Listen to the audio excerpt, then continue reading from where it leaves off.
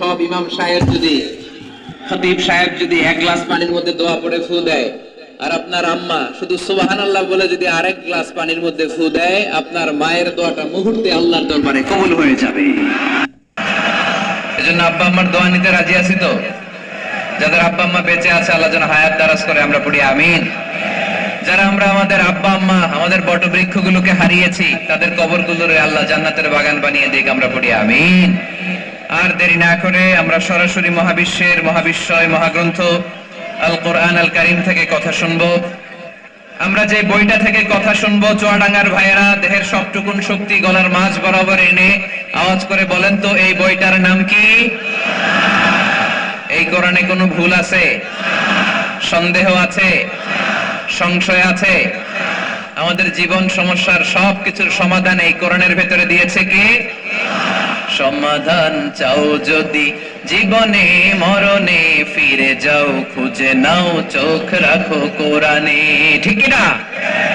সমাধান চাও যদি জীবনে মরণে, ফিরে যাও খুঁজে নাও চোখ রাখো কোরআনে।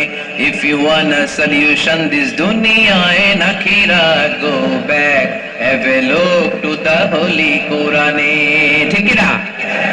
এজন্য আমরা সমস্যার সমাধান চাইলে চোখ রাখতে হবে যেই কিতাবের দিকে, কিতাবটার নাম আল কোরআন।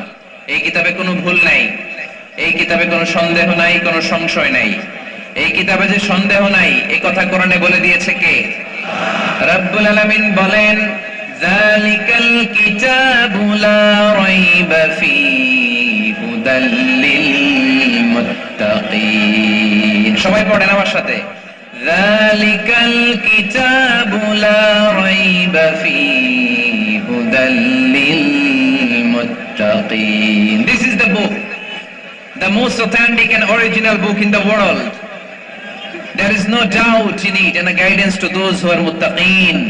এই বইটা এমন বই যেখানে কোনো ভুল নাই, কোনো সন্দেহ নাই, কোনো সংশয় নাই। মুত্তাকিনদের জন্য এই বইয়ের ভেতরে হেদায়েত রেখে দিয়েছে কে? আল্লাহ।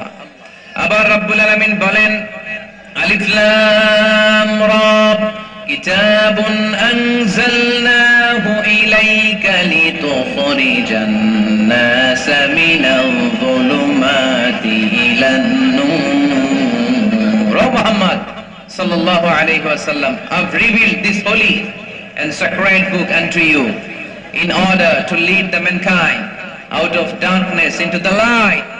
ও নবী, আমি কেন এই কোরআনকে আপনার কাছে পাঠিয়েছি আপনি জানেন?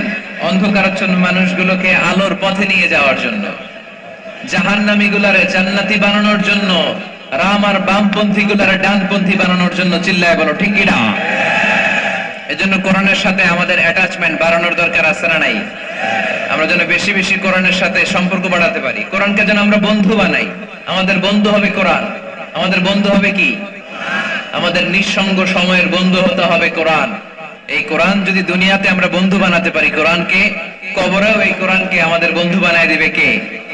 কিয়ামতের ময়দানে ওই কোরআনকে আমাদের জন্য সুপারিশকারী করে বানাবে কে?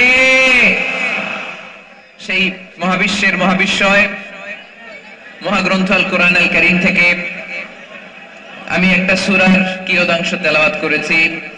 আজকের চুয়াডাঙ্গার এই বিশাল জনসমুদ্রে এই সূরার কিছু মেসেজ এই চমৎকার রজনীতে আপনাদের সাথে আমি শেয়ার করব। আওয়াজ করে পড়তে হবে ইনশাআল্লাহ। কোরআনের যেখান থেকেই বলি ওইখান থেকে বরকত আছে না নাই? অনেকে বলে, হুজুর ওই এলাকায় পর্দার ওয়াজ করছেন, এখানে পর্দার কথা বলেন কেন? বলে না? অনেকে বলে, হুজুর ওই জেলায় নামাজের ওয়াজ করছেন, তো এই জেলায় আবার নামাজের কথা কন কেন? হুজুর ওইখানে সুদ খাওয়া যাবে না বলছেন, এইখানে বলেন কেন? নামাজ কি শুধু ওই জেলায় লাগবে? পর্দা কি শুধু ঢাকাবাসীদের জন্য লাগবে, চুয়াডাঙ্গায় লাগবে না? আমরা সূরা ফাতিহা প্রতিদিন কয়বার পড়ি?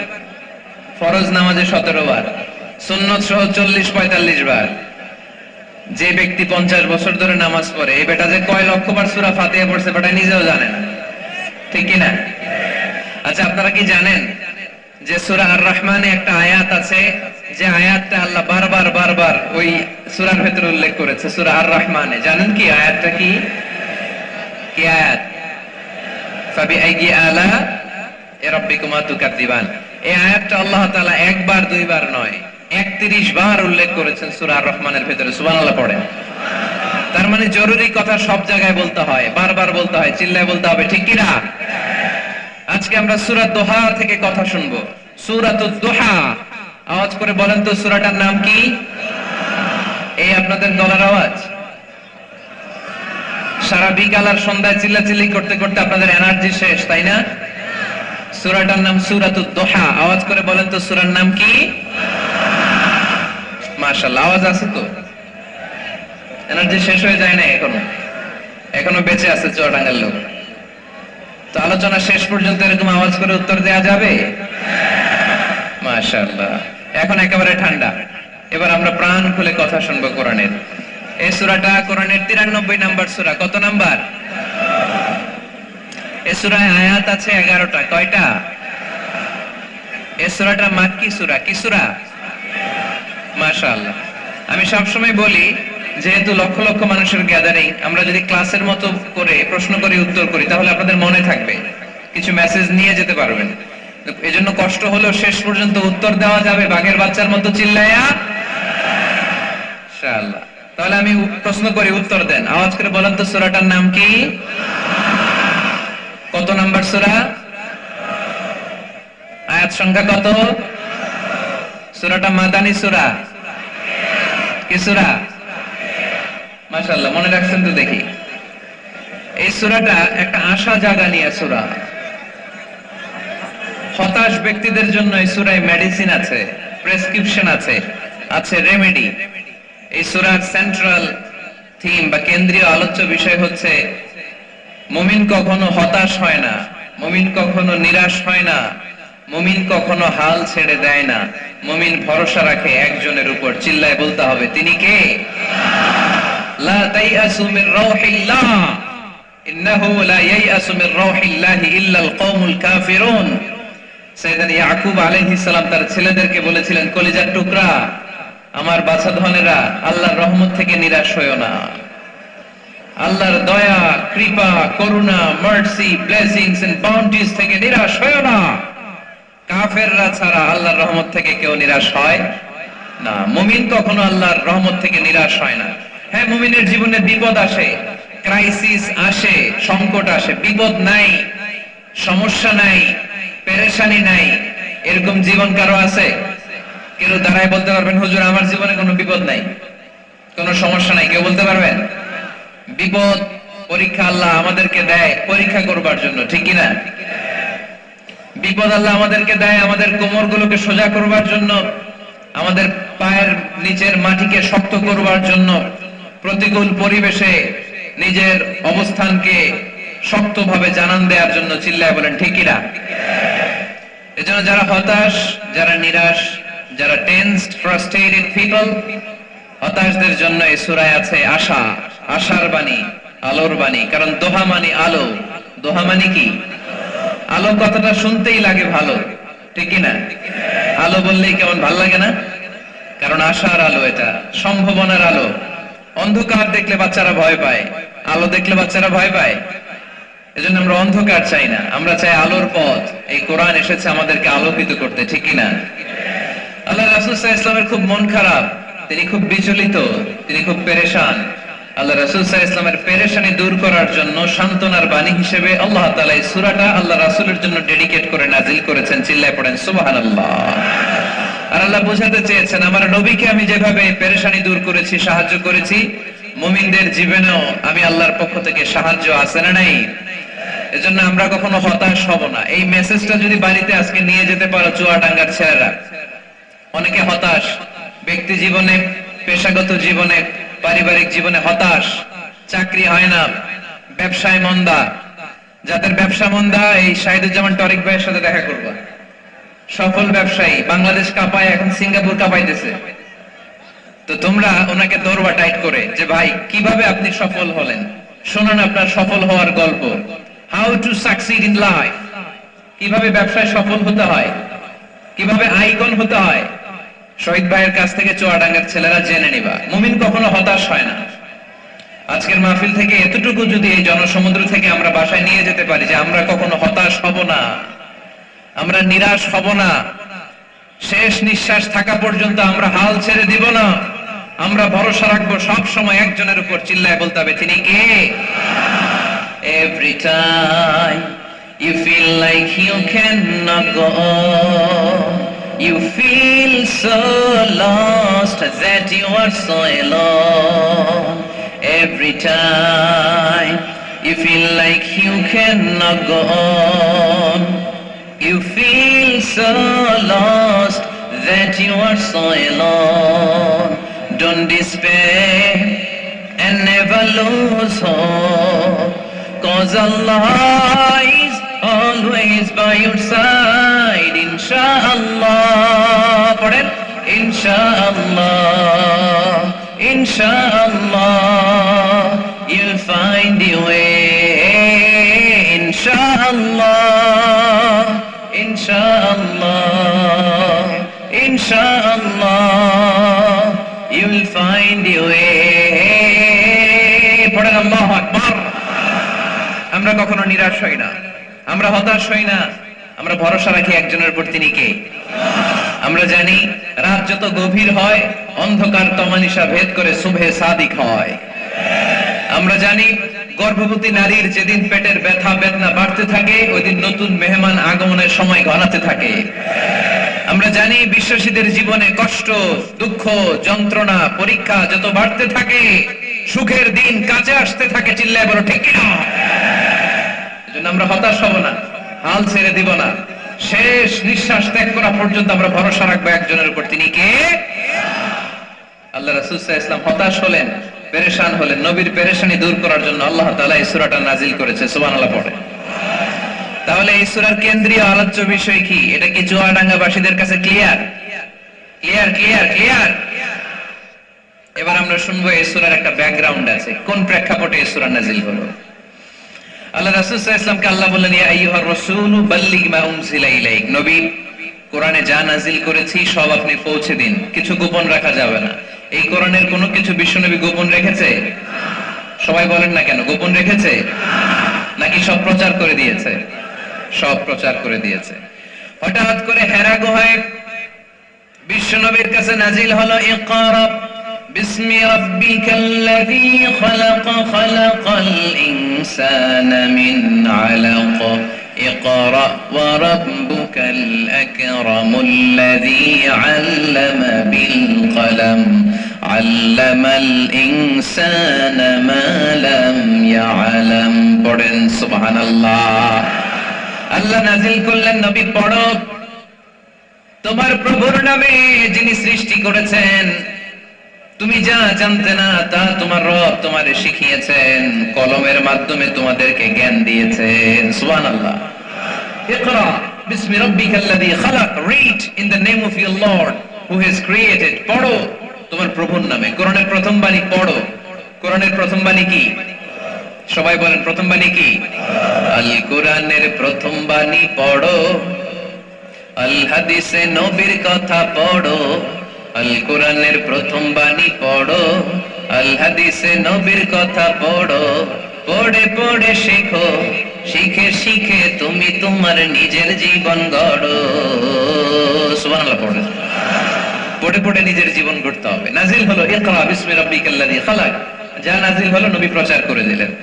এরপরে আরেক সূরা নাজিল হলো, ইয়া আইয়ুহাল মুযাম্মিল কুমিল লাইলা ইল্লা কালিলা, বিশ্বনবী প্রচার করে দিলেন। এরপর নাজিল হলো, ইয়া আইয়ুহাল মুদ্দাসসির কুম ফাআনজির, বিশ্বনবী প্রচার করে দিলেন। যাই প্রচার নাজিল হয় তাই তিনি প্রচার করে দেন, যাই নাজিল হয় তাই তিনি প্রচার করে দেন।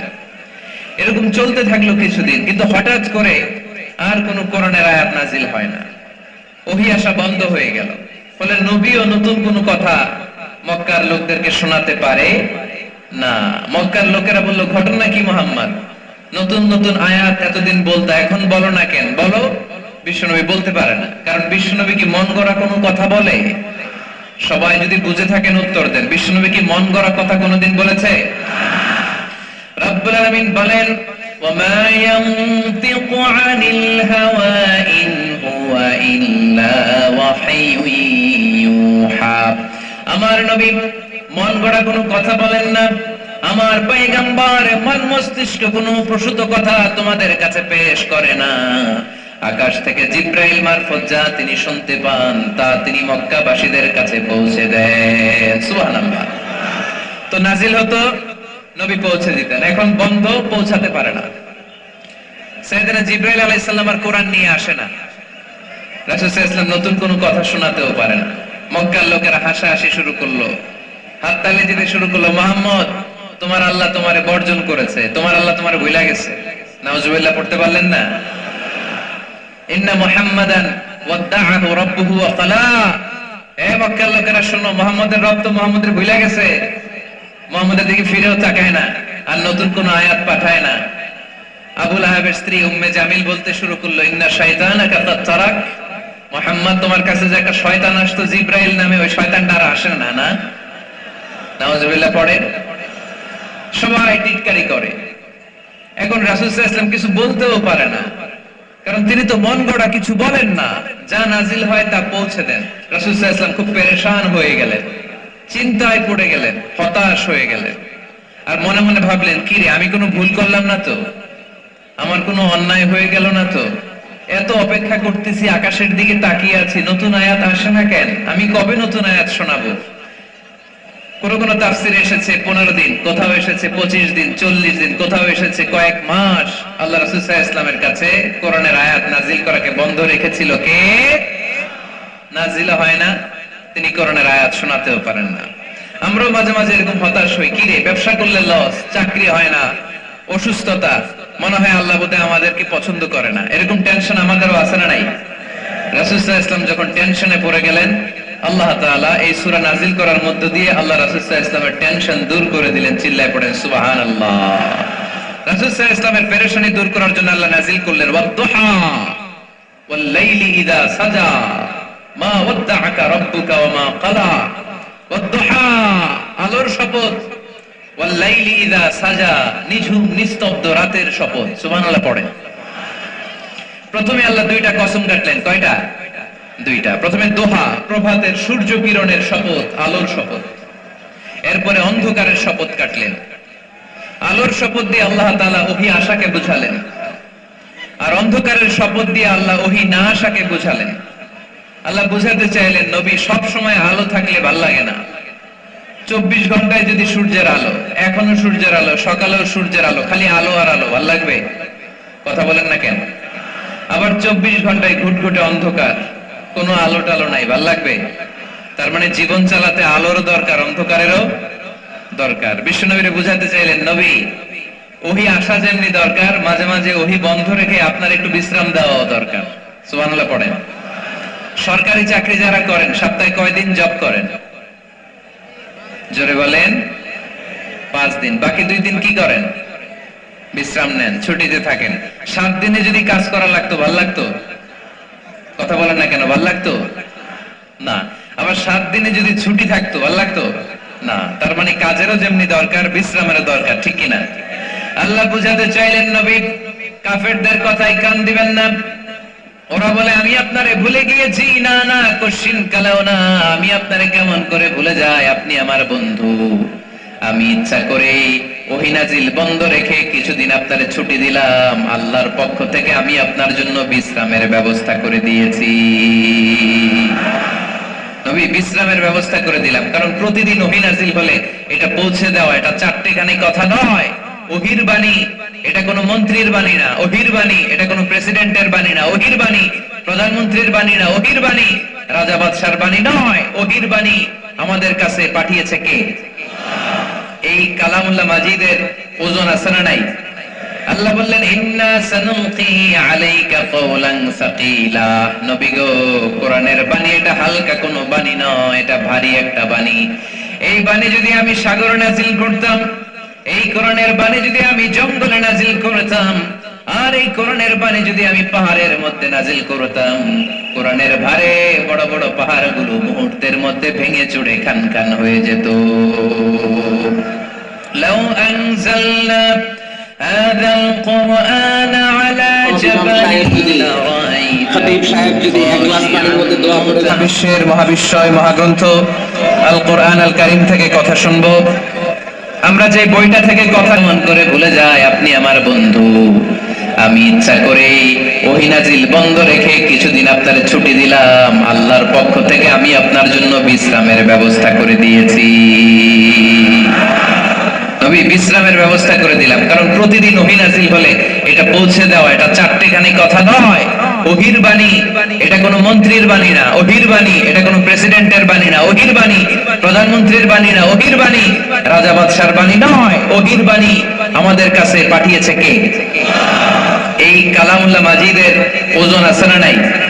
আল্লাহ বললেন ইন্না সানুলকি আলাইকা কওলান সাকিলা। নবী গো, কোরআনের বাণী এটা হালকা কোনো বাণী নয়, এটা ভারী একটা বাণী।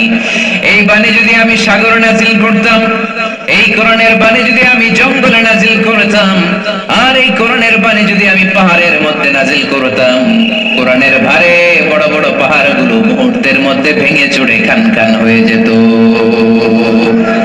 লাউ আনজালনা হাযাল কুরআন আলা জাবালিন লারাআইতাহু খাশিআম মুতাসাদ্দিআম মিন খাশিয়াতিল্লাহ। নবী হে, এই কোরআনকে আপনার উপর নাজিল না করে যদি আমি হিমালয় পাহাড় মাউন্ট এভারেস্টের উপর নাজিল করতাম, আমেরিকার আলাস্কা মাউন্টেন রেঞ্জের উপর নাজিল করতাম, ইউরোপের আল্পস পর্বতমালায় নাজিল করতাম, আমি যদি বড় বড় তুর পাহাড়ের উপর নাজিল করতাম, আপনি দেখতেন কোরআনের ভারে পাহাড়গুলো ভেঙে চুড়ে খান খান হয়ে গিয়েছে। তার মানে কোরআনের ওজন আছে না নাই? কোরআনের বাণী কি পাতলা, হালকা না ভারী? সবাই বলুন, হালকা না ভারী? কতটা ভারী? রাসূল সাল্লাল্লাহু আলাইহি ওয়াসাল্লাম যখন ওটের উপর বসে থাকতেন, তখন কোরআনের আয়াত নাজিল হলে ওটের পা মাটির মধ্যে দেবে যেত। ঘোড়ার উপর যখন বসে থাকতেন, তখন কোরআনের আয়াত নাজিল হলে ঘোড়া মাটিতে বসে যেত। মাঝে মাঝে আল্লাহ রাসূল সাহাবীদের পায়ের উপরে মাথা রেখে ঘুমাতেন। সাইয়েদনা যায়েদ রাদিয়াল্লাহু তাআলা আনহুর পায়ের মধ্যে রানের মধ্যে মাথা রেখে বিশ্বনবী একবার ঘুমালেন। যায়েদ রাদিয়াল্লাহু তাআলা আনহু বলেন, অনেকক্ষণ বিশ্বনবী শুয়ে রইলেন, কিন্তু আমার কষ্ট হয় নাই, আমি টের পাই নাই। কিন্তু হঠাৎ বিশ্বনবীর উপর কোরআন যখন নাজিল হওয়া শুরু হয়ে গেল, আমার মনে হলো বিশ্বনবীর মাথার ওজন উহুদ পাহাড়ের সমান ভারী হয়ে গেছে। এতক্ষণ ধরে বিশ্বনবীর মাথার কোনো ওজন নাই, হঠাৎ যখন কোরআনের আয়াত নাজিল হতে লাগলো, দেখলাম বিশ্বনবীর মাথার ওজন এতটা বেড়ে গিয়েছে, আমার মনে হচ্ছে আমার পায়ের হাড্ডি আর রান ফেটে মুহূর্তের মধ্যে খান খান হয়ে যাবে। তার মানে কোরআনের আয়াত সবসময় রিসিভ করা, ওহী সবসময় নেয়া এবং ওহীর বাণী পৌঁছে দেয়া এটা সাধারণ কোনো কাজ নয়। সব সময় ওহী লাগাতার নাজিল হলে নবীর কষ্ট হয়ে যাবে। এজন্য নবীর কষ্ট দূর করার জন্য সরকারি চাকরি যারা করেন যেমনি ছুটি পান, নবীকে একটু ছুটি আর বিশ্রামে রাখার জন্য আল্লাহ তাআলা ইচ্ছা করেই ওহী নাজিল বন্ধ রেখেছেন। চিল্লায় পড়েন সুবহানাল্লাহ। এজন্য আল্লাহ তাআলা নবীকে আশ্বস্ত করে বললেন, নবী ওয়াদ-দুহা ওয়াল-লাইলি ইযা সাজা মা ওয়াদ্দা'আকা রাব্বুকা ওয়া মা ক্বালা ওয়ালাল আখিরাতু খায়রুল লাকা মিনাল উলা ওয়ালা সাওফা ইউ'তিকা রাব্বুকা ফাতারদা। পড়েন আল্লাহু আকবার। সূরার শুরুতে আল্লাহ শপথ কাটলেন দুইটা। কয়টা? সবাই বলেন, আরো জোরে বলতে হবে, কয়টা? তাহলে শপথের পর্ব শেষ। শপথ যখন শেষ, তারপরে তিনটি আয়াতে কনফার্মেশন। আল্লাহ তাআলা তার নবীকে কনফার্ম করেছেন যে নবী আমি আপনার সাথে আছি, নবী আমি আপনার সাথে আছি। এই এলাকার ওসি সাহেব যদি আপনারা বলে আমি আপনার সাথে আছি, সাহস লাগবে না? এসপি সাহেব যদি বলে আপনার সাথে আছি, সাহস লাগবে না? এমপি সাহেব যদি বলে সাথে আছি, সাহস লাগবে? প্রধানমন্ত্রী যদি বলে ভয় নাই, সাথে আছি, সাহস লাগবে না? ডোনাল্ড ট্রাম্প যদি বলে ভয় নাই, সাথে আছি, সাহস লাগবে? আর রাজাদিরাজ মালিকুল আমলাক, গোটা বিশ্বের সব রাজাদের রাজা মহারাজা, আল্লাহ যদি বলে সাথে আছি, সাহস লাগে কি লাগে না? বিশ্ব নবীরে সাহস যোগালেন।